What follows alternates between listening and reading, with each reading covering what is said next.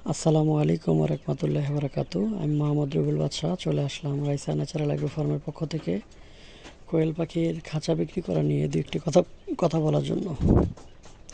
আপনারা জানেন যে অল্প জায়গাতে অধিক পরিমাণ পাখি পালন করার জন্য খাঁচার কোনো বিকল্প নাই। তাছাড়া খাঁচায় পাখি পালন করলে খামারে দুর্গন্ধ কম হয় এবং খামারে গ্যাস জমে না।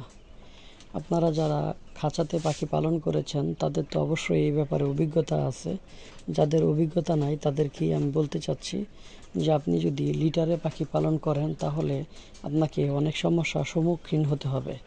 যেমন ঘন ঘন লিটার পরিবর্তন করে দেওয়া এবং আপনার ঘুরে ঘুরে ডিম সংগ্রহ করা, খাবার এবং পানি দেওয়া।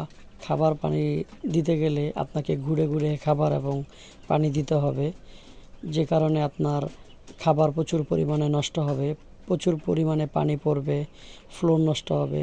2 দিন পর পর আপনার লিটার পরিবর্তন করে দেওয়ার জন্য আপনাকে অতিরিক্ত লিটারের যেই সরঞ্জাম আছে, আপনার তোষ বলেন, কাঠের গুঁড়া বলেন বা বালি বলেন, এগুলোকে নিয়ে আপনার 2 দিন পর পর মাথা ঘামাতে হবে।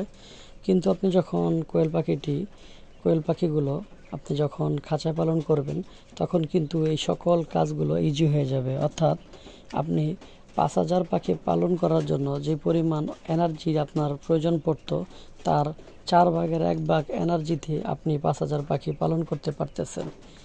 মানে খুব সহজেই আপনি পাখিকে খাবার এবং পানি দিতে পারতেছেন, পাখির ময়লা পরিষ্কার করতে পারতেছেন, ডিম সংগ্রহ করতে পারতেছেন।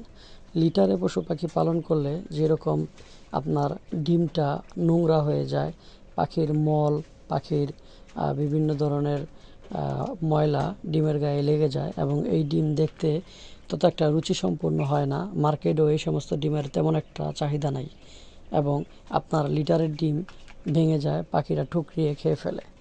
আপনি যখন কোয়েল পাখিটি খাঁচায় পালন করবেন তখন ডিম পাড়ার সাথে সাথে তার সামনে চলে আসবে, যে কারণে আপনাকে ঘুরে ঘুরে ডিম সংগ্রহ করতে হবে না। নির্দিষ্ট জায়গা থেকে আপনি ডিম সংগ্রহ করতে পারবেন।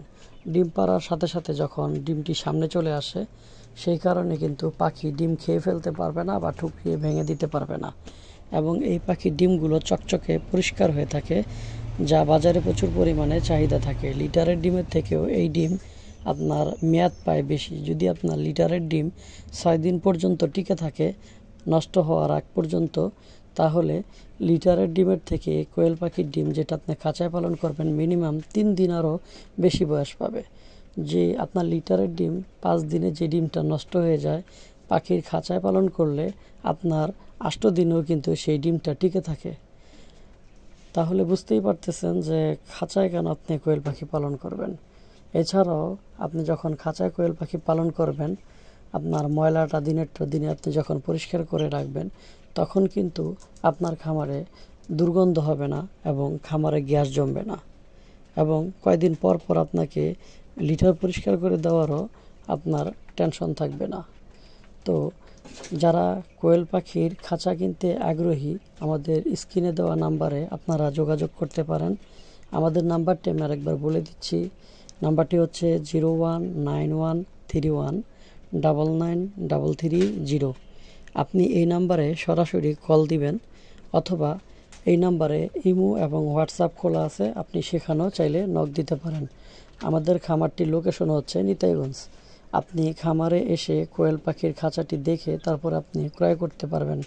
আমরা প্রতিটি খাঁচা বর্তমানে দাম চাচ্ছি 12,000 করে। যেই খাঁচাগুলো আমি ডিসেম্বর মাসে ক্রয় করেছিলাম 17,000 টাকা করে। ইমার্জেন্সি টাকার প্রয়োজন, সেই কারণে এই খাঁচাগুলো বিক্রি করে দিতে চাচ্ছি। কিন্তু খাঁচার কোয়ালিটি এবং খাঁচার গুণগত মানের ব্যাপারে আমি গ্যারান্টি দিতে পারি। আপনি খামারে আসেন, খাঁচা দেখেন, পছন্দ হলে তারপর আপনি খাঁচা নিতে পারবেন।